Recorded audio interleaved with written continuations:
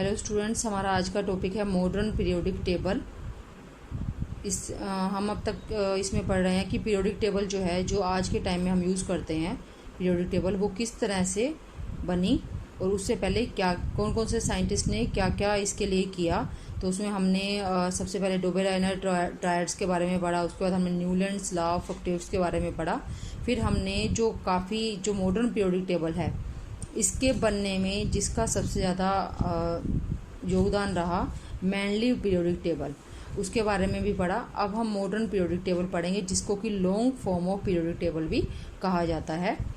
1930 में हेनरी मोजले, ये साइंटिस्ट का नाम है, जिन्होंने एलिमेंट्स के एक्सरे स्पेक्ट्रस जो होते हैं ना, उनमें जो लाइंस की फ्रीक्वेंसी थी, ठीक है, जैसे कई सारे एलिमेंट्स हैं, उस टाइम पर जो एलिमेंट्स डिस्कवर्ड थे उनके एक्सरे स्पेक्ट्रा देखे और उनमें जो फ्रीक्वेंसी थी उसको नोट किया, और उन फ्रीक्वेंसी के स्क्वायर रूट और एलिमेंट्स के एटॉमिक नंबर, जैसे मान लो एटम लिया सोडियम, ठीक है, इसका एटॉमिक नंबर 11 और साथ ही इसकी जो एक्सरे स्पेक्ट्रा की फ्रीक्वेंसी थी उसका स्क्वायर रूट, ठीक है, इस तरह से प्लॉट किया। इधर ले लिए एटॉमिक नंबर्स, ठीक है, इससे 1 2 3 4 इस तरह से, और इधर ले ली स्क्वायर रूट ऑफ फ्रीक्वेंसी।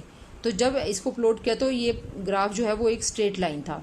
जबकि अगर उन्होंने देखा कि अगर वो यहाँ एटॉमिक नंबर की बजाय एटॉमिक मास लेते हैं, तो जो ग्राफ था यहाँ पर तो स्क्वायर रूट ऑफ फ्रीक्वेंसी ही रहेगा, लेकिन जहाँ एटॉमिक नंबर की जगह एटॉमिक मास, तो वो ग्राफ एक स्ट्रेट लाइन नहीं था, ठीक है। तो इससे क्या पता चलता है? इससे पता चलता है कि जैसे जैसे एटॉमिक नंबर चेंज होता है या बढ़ता है, वैसे वैसे जो फ्रीक्वेंसी है उन एलिमेंट्स के एक्सरे स्पेक्ट्रा में वो भी इंक्रीज होती है, वो भी चेंज होती है। अगर एटॉमिक नंबर चेंज हो रहा है, बिल्कुल उसी तरीके से ही लीनियर वेरिएशन फ्रीक्वेंसी के स्क्वायर रूट में भी दिखाई देती है। इसका मतलब कि जो एलिमेंट्स हैं उनकी प्रॉपर्टीज एटॉमिक नंबर पर डिपेंड करती हैं, ना कि एटॉमिक मास पर। मतलब एटॉमिक नंबर चेंज होता है तो उनकी प्रॉपर्टीज भी चेंज होती हैं, एटॉमिक मास के साथ प्रॉपर्टीज ये रिलेशनशिप शो नहीं करती हैं, ठीक है। तो इस जो हेनरी मोजले ने ये किया, उनके ग्राफ से क्या पता चला, एक्सपेरिमेंट से क्या पता चला कि atomic number of elements is more fundamental property than its atomic मास।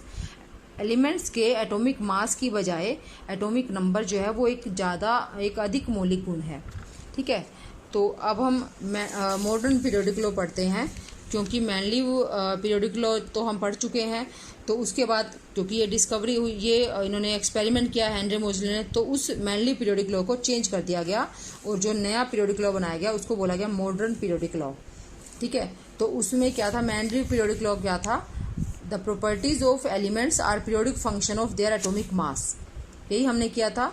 लेकिन क्योंकि अब हम पढ़ चुके हैं, अब हम समझ चुके हैं कि जो एलिमेंट्स की केमिकल और फिजिकल प्रॉपर्टीज़ हैं वो उनके एटॉमिक मास के साथ चेंज नहीं होती हैं, बल्कि एटॉमिक नंबर के साथ वो लीनियर चेंज होता है उनमें। तो इसलिए modern periodic law is physical and chemical properties of elements are periodic function of their atomic number. Means तत्वों के भौतिक तथा रासायनिक गुणधर्म उनके परमाणु संख्या के आवर्त फलन होते हैं, ठीक है। ये आप 10th में भी पढ़ चुके हो। तो अब हम देखते हैं कि जो हमने पढ़ा अभी तक, सेकंड चैप्टर में जो हमने पढ़ा, उसको हम रिलेट करते हैं इससे मॉडर्न पीरियोडिक लॉ से, कि क्या उन दोनों में कोई सिमिलरिटी है, या हम किसी तरह से तो कहीं से निकालें कि ये जो लॉ है ये सही है। तो आपने इलेक्ट्रॉनिक कॉन्फ़िगरेशन लिखना सीखा, 3 रूल्स हमने पढ़े थे, aufbau principle, Pauli exclusion principle and Hund's rule of maximum multiplicity.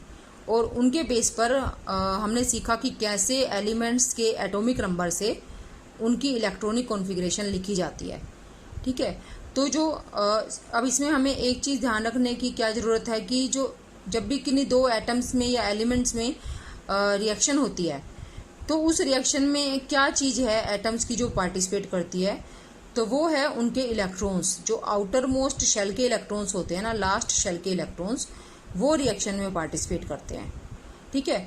तो अगर कोई 2 एलिमेंट्स हैं, उन दोनों के वैलेंस शेल का number, valence shell means valence shell के इलेक्ट्रॉन्स का नंबर, यानी कि वैलेंस इलेक्ट्रॉन्स का नंबर अगर सेम है, या हम कहें कि आउटर मोस्ट शेल में इलेक्ट्रॉन्स का नंबर सेम है, सभी एक ही बात है। आउटर मोस्ट शेल को हम वैलेंस शेल कहते हैं, ठीक है, और वैलेंस शेल में जो इलेक्ट्रॉन्स हैं उनको हम वैलेंस इलेक्ट्रॉन्स कहते हैं। तो अगर दो एलिमेंट्स मैंने लिखे, उन दोनों की वैलेंस इलेक्ट्रॉन्स का नंबर सेम है अगर, तो उन दोनों की फिजिकल प्रॉपर्टीज़ और केमिकल प्रॉपर्टीज़ में, मेनली केमिकल प्रॉपर्टीज़ हम यहाँ बात करेंगे, केमिकल प्रॉपर्टीज़ में काफ़ी ज़्यादा सिमिलैरिटी होगी। ठीक है, तो अब इलेक्ट्रॉनिक कॉन्फ़िगरेशन पर क्या डिपेंड कर रहा है? एलिमेंट्स की प्रॉपर्टीज़। और इलेक्ट्रॉनिक कॉन्फ़िगरेशन कहाँ से आती है? एटॉमिक नंबर से। तो इसका मतलब जो फिजिकल एंड केमिकल प्रॉपर्टीज़ हैं वो भी एक तरह से एटॉमिक नंबर पर ही डिपेंडेंट है कि एटॉमिक नंबर क्या होगा, उसके अकॉर्डिंग ही उनकी फिजिकल एंड केमिकल प्रॉपर्टीज़ होंगी। तो ये वही है कि we have studied how to write electronic configuration. ठीक है, electronic configuration of elements determine the physical and chemical properties of these elements and their compounds. इन एलिमेंट्स की फिजिकल और केमिकल प्रॉपर्टीज और उनके कंपाउंड्स की भी, वो सभी उन एलिमेंट्स के इलेक्ट्रॉनिक कॉन्फ़िगरेशन पर डिपेंड करती हैं। So periodic law is actually a result of changes in electronic configuration occurring after regular interval. तो इस तरह से जो पीरियोडिक लॉ बनाया गया है, मॉडर्न पीरियोडिक लॉ, वो एक्चुअली जो इलेक्ट्रॉनिक कॉन्फ़िगरेशन में चेंजेस होते हैं रेगुलर इंटरवल के बाद। रेगुलर इंटरवल के बाद कैसे? मतलब कि वैलेंस इलेक्ट्रॉन्स का नंबर चेंज होता है। कि हम यहाँ पर एग्जांपल लेते हैं, लिथियम का एग्जांपल हम ले लेते हैं। लिथियम का एटॉमिक नंबर है 3, इसकी इलेक्ट्रॉनिक कॉन्फ़िगरेशन है 1s2 2s1। ठीक है, हम सोडियम का लेते हैं एग्जांपल, उसका है atomic number 11, electronic configuration 1s2 2s2 2p6 3s1। तो आप देखो कि वैलेंस शेल क्या है, इसकी सेकंड शेल वैलेंस शेल है और नंबर ऑफ इलेक्ट्रॉन्स कितने हैं इसमें? 1। और इसकी वैलेंस शेल कौन सी है? थर्ड है, और उसमें नंबर ऑफ इलेक्ट्रॉन्स कितने हैं? 1। ठीक है, तो दोनों के वैलेंस इलेक्ट्रॉन्स का नंबर सेम है। तो आप देखो कि इंटरवल के बाद, इंटरवल कुछ बीच में, जैसे 3 था इसका एटॉमिक नंबर, फिर 4 5 6 7 8 9 10 11, तो कुछ इंटरवल के बाद ये आया ना कि इलेक्ट्रॉनिक कॉन्फ़िगरेशन में सिमिलैरिटी आ गई।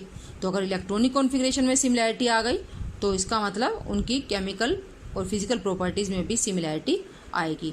इसलिए हम कह रहे हैं कि periodic law is actually a result of changes in electronic configuration occurring after regular interval. ठीक है, तो अब हम मॉडर्न पीरियोडिक लॉ के जो मेन पॉइंट्स हैं कि वो किस टाइप की है उसके बारे में पढ़ते हैं। Modern periodic law called long form of periodic table. Modern periodic table which is also known as long form of periodic table is most widely used। सबसे ज़्यादा आज के टाइम में यूज़ होने वाली ये आवर्त सारणी है।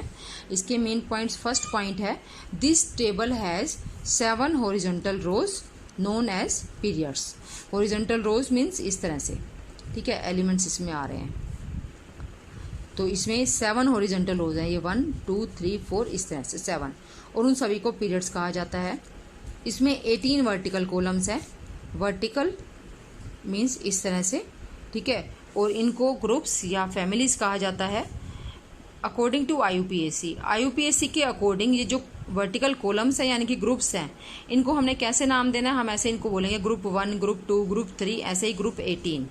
ठीक है, according to IUPAC groups are numbered as 1 2 3 4 इस तरह से। लेकिन जो मैनली पीरियोडिक टेबल थी उसमें ये नंबरिंग ऐसे नहीं की गई थी, उसमें रोमन नंबर्स में इस तरह से 1A 1B, क्योंकि एक ही कॉलम को ना 2 पार्ट्स में डिवाइड किया गया था, तो 1A 1B इस तरह से। ठीक है, फिर नेक्स्ट पॉइंट है नंबर गिवन टू 7 पीरियड्स। अब हमने ये तो देख लिया कि हम ग्रुप्स की नंबरिंग कैसे कर रहे हैं, 1 2 3 4 में कर रहे हैं, लेकिन हम पीरियड की नंबरिंग कैसे करेंगे? हम कैसे कहेंगे कि कौन सा फर्स्ट पीरियड है, कौन सा सेकेंड पीरियड है? तो पीरियड्स का जो नंबर है ना कि सेकेंड पीरियड है या थर्ड पीरियड है, वो बेस्ड है on highest principal quantum number in electronic configuration of elements of that group। कोई ग्रुप है, ठीक है, तो सॉरी इन दैट पीरियड, उस पीरियड में जो एलिमेंट्स आ रहे हैं ना उनकी इलेक्ट्रॉनिक कॉन्फ़िगरेशन में जो हाईएस्ट प्रिंसिपल क्वांटम नंबर है वही नंबर उस पीरियड का होगा। कैसे? फॉर एग्जांपल हम ये इसके लिए देखते हैं, जैसे मैंने यहाँ इसके लिए एग्जांपल मैं आपको बताती हूँ। मैंने सेकंड पीरियड का एग्जांपल ले लिया। सेकंड पीरियड में सबसे पहले आता है लिथियम, ठीक है, फिर लिथियम के बाद आता है बेरिलियम, फिर बोरोन, कार्बन, इस तरह से। ठीक है, तो इसकी electronic configuration 1s2 2s1, 1s2 2s2, इसकी है 1s2 2s2 2p1, और इसकी है 1s2 2s2 2p2। ठीक है, इसके बाद नाइट्रोजन 1s2 2s2 2p3। ठीक है, और लास्ट में आता है इसके नियोन, लास्ट में आएगा इसके नियोन। नियोन का एटॉमिक नंबर है 10, 1s2 2s2 2p6। तो हाईएस्ट प्रिंसिपल क्वांटम नंबर इसमें क्या है? 2। हाईएस्ट प्रिंसिपल क्वांटम नंबर क्या है? 2। इसलिए ये पीरियड कौन सा है? It is second period. मैंने ये सेकेंड पीरियड लिखा है।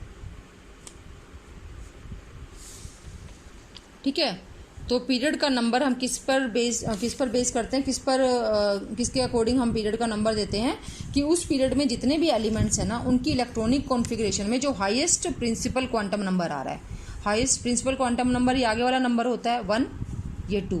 तो हाईएस्ट प्रिंसिपल क्वांटम नंबर इसमें 2 है, इसलिए इस पीरियड का नंबर होगा 2। ऐसे जो थर्ड पीरियड होगा उसमें 3 होगा हाईएस्ट प्रिंसिपल क्वांटम नंबर। ठीक है, इसके बाद नेक्स्ट पॉइंट है number of elements in 7 periods. अब आपको ये बताया कि जो 7 पीरियड है ना हमारे, उनमें कितने कितने एलिमेंट्स हैं टोटल। जो फर्स्ट पीरियड है उसमें टोटल नंबर ऑफ एलिमेंट्स है सिर्फ 2, और वो 2 एलिमेंट्स कौन से हैं? Hydrogen and helium. ठीक है, सेकंड और थर्ड इन दोनों में ही 8-8 एलिमेंट्स हैं।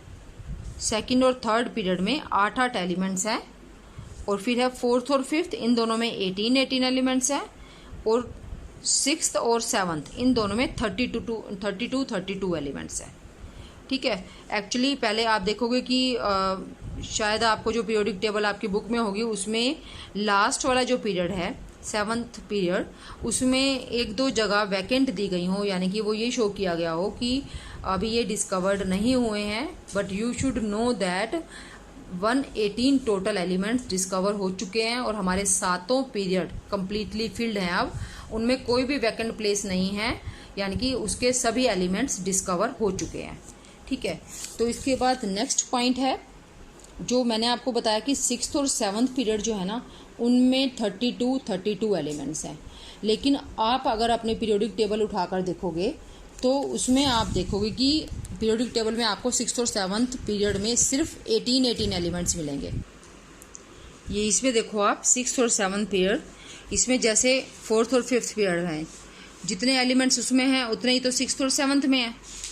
ठीक है, तो और मैं कह रही हूँ कि 6th और 7th पीरियड में 32 एलिमेंट्स हैं, लेकिन 6th और 7th पीरियड के जो इसमें यहाँ तो इस टेबल में तो 18 ही हैं इस पार्ट में तो, लेकिन इसमें से 14 दोनों में से इसमें से भी 14 6th ग्रुप में पीरियड में से भी और 7th पीरियड में से भी 14 एलिमेंट्स को नीचे रखा गया है। ये जो एलिमेंट्स हैं ये 14 एलिमेंट्स 6th पीरियड के हैं, और जो नीचे वाली जो रो है ये एलिमेंट्स 7th पीरियड के हैं। ये यहाँ से लेंथेनम के बाद, ये लेंथेनम है, लेंथेनम के बाद लेंथेनम है 57 एटॉमिक नंबर, ये 58 से स्टार्ट हो रहा है और ख़त्म हो रहा है 71 पर।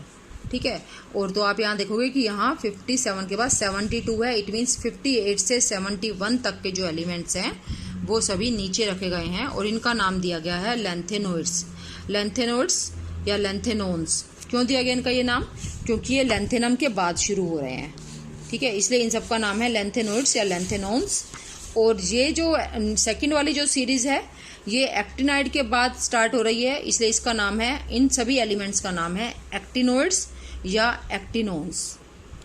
ठीक है, तो ये इसका एक पॉइंट, लास्ट पॉइंट इस टेबल के बारे में ये है। इसके बाद हम पढ़ते हैं nomenclature of element with atomic number greater than 100। Nomenclature of elements with atomic number greater than 100, मतलब कि जो 100 एटॉमिक नंबर से ज़्यादा एटॉमिक नंबर वाले एलिमेंट्स हैं उनका नाम कैसे दिया जाता है या कैसे दिया गया। ठीक है, तो एक्चुअली क्या है इसके बारे में ये थोड़ा सा मैं आपको बता रही हूँ कि पहले ट्रेडिशनली क्या होता था, ये एक परंपरा थी कि जब भी कोई एलिमेंट डिस्कवर होता था ना तो उसका नाम या तो उसके डिस्कवर के नाम पर होता था, जिसने उसको डिस्कवर किया, जिसने उसकी खोज की है, या तो उसके नाम पर बताया रखा जाता था उसका नाम, या फिर वो कौन सी कंट्री में डिस्कवरी हुई है उसके नाम पर दिया जाता था। ठीक है, तो लेकिन उस धीरे धीरे क्या हुआ, कुछ टाइम के बाद जो 100 के बाद एटॉमिक नंबर वाले एलिमेंट्स हैं ना, वो एलिमेंट्स सभी ज़्यादातर रेडियो एक्टिव हैं। ठीक है। रेडियो एक्टिव मीन्स रेडियोधर्मी, जो अपने आप ही विकिरणें छोड़ते रहते हैं। वो सभी एलिमेंट्स जो हैं रेडियो एक्टिव हैं, इसलिए अनस्टेबल है। अनस्टेबल वो मतलब कि जैसे वो है ना अभी, अगर आप उनको देखने लगोगे ना, वो थोड़ी देर के बाद काफ़ी सारे एटम्स किसी और चीज़ में बदल चुके होंगे, या क्योंकि उनमें से रेडिएशंस निकलती रहती है ना, तो जितने आपने एटम्स लिए थे ना, कुछ देर के बाद उसमें से बहुत कम एटम्स बच जाते हैं। ठीक है, तो इसलिए उनकी सारी प्रॉपर्टीज़ का पता लगाना थोड़ा मुश्किल हो जाता है एक ही बार में। तो ऐसा क्या होने लगा कि कई बार क्या होता कि एक एलिमेंट किसी ने डिस्कवर कर लिया, लेकिन वो उसकी पूरी प्रॉपर्टीज़ नहीं बता पाया इसी रीज़न के कारण, क्योंकि वो काफ़ी अनस्टेबल था।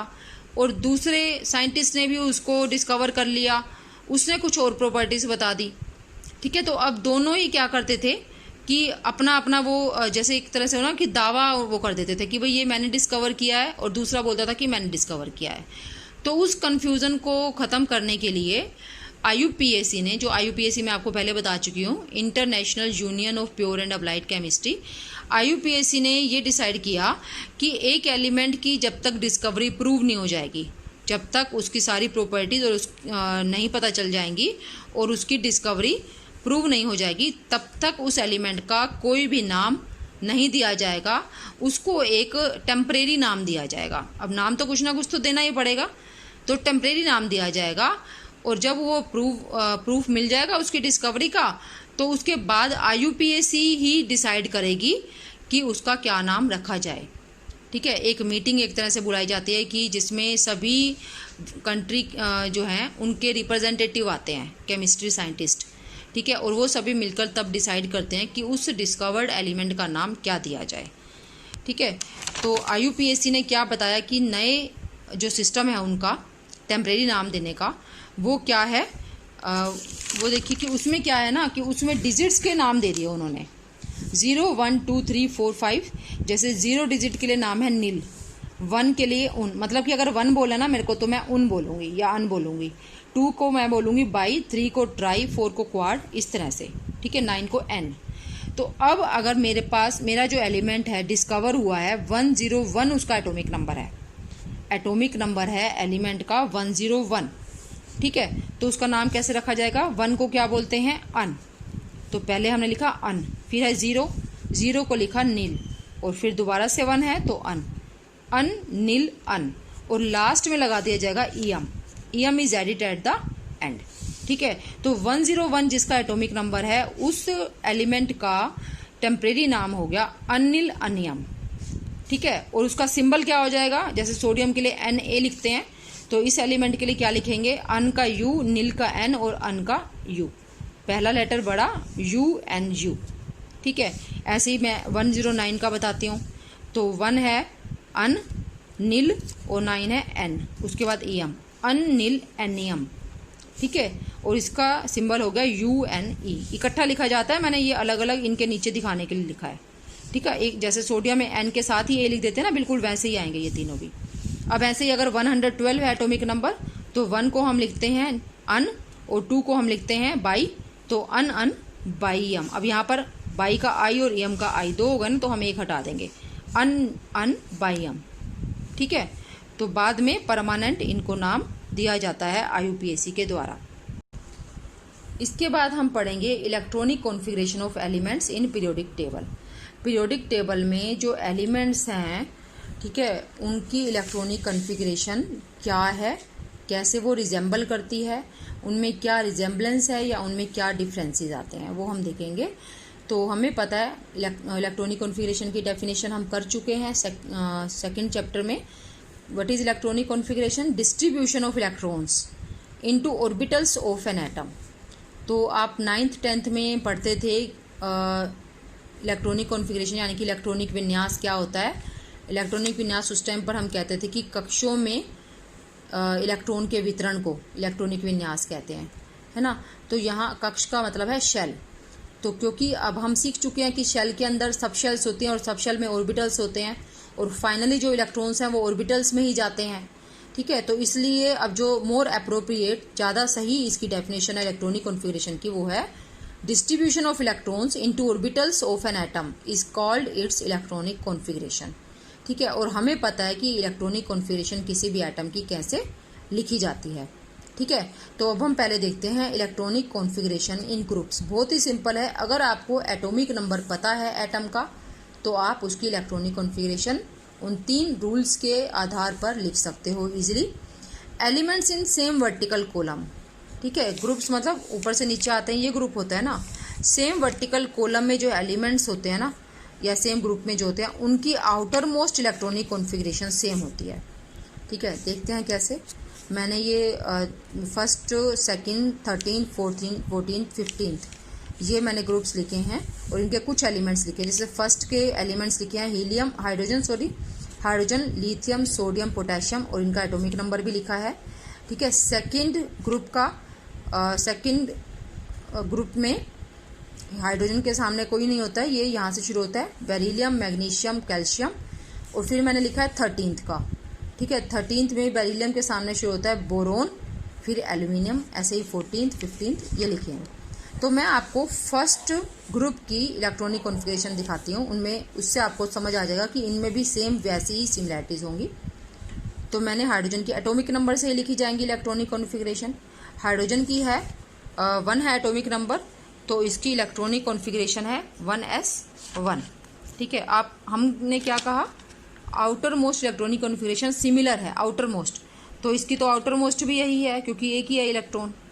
ठीक है, फिर हमने लिखी लिथियम की 3 है atomic number, 1s2, 2s1 outer most electronic configuration, क्योंकि फर्स्ट शेल तो अंदर की हो गई, सेकंड शेल बाहर की है, तो इसलिए ये आउट, इसमें जितने भी, यहाँ तो 2s है ना, लेकिन अगर 2p भी होता है तो वो पूरी की पूरी 2s और 2p वो सारी ही बाहर की होगी। ठीक है, आउटर मोस्ट होगी वो। फिर सोडियम का मैंने लिखा 1s2, 2s2, 2p6, 3s1, और उसके बाद पोटेशियम का, और इसमें आगे लास्ट में 4s1। तो आप देखो सिमिलैरिटी है ना, outer most electronic configuration s1, s1, s1, s1। अब ये तो नंबर चेंज होगा, ये प्रिंसिपल क्वांटम नंबर का, क्योंकि पीरियड चेंज हो रहा है। ये फर्स्ट पीरियड है, ये सेकंड पीरियड है, ये थर्ड है और ये फोर्थ है। तो हम पढ़ चुके हैं कि पीरियड चेंज होता है तो जो क्वांटम नंबर है मैक्सिमम क्वांटम नंबर, और मैक्सिमम क्वांटम नंबर तो ये आउटर मोस्ट शेल वाला ही होता है ना, तो वो भी चेंज होगा।